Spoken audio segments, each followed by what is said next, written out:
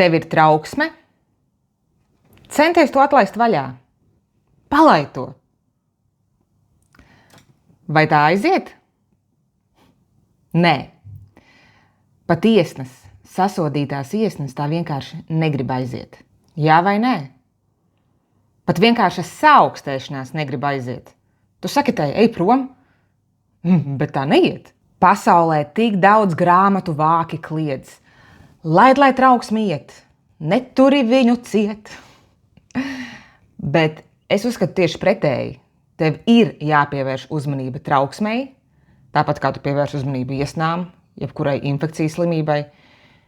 Es neuzskatu, ka šāda dzīšanas prom metode ir tas pareizākais. Cilvēks ir fenomenāli sarežģīts mehānisms, un tam ir jāpievērš zināma līmeņa uzmanība, lai tu spētu to izmantot tā, kā tas ir paredzēts. Pretējā gadījumā tas sāks strādāt pret tevi.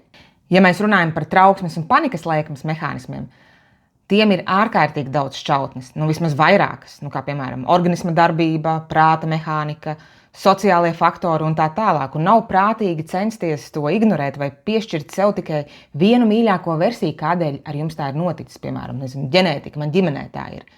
Ir jāredz kopējā bilde šim mehānismam. Un to es piedāvāju noskatīties savā online lekcijā Pacienta koncepts, somatoforma, veģetīvā disfunkcija. Informācija pie mana profila.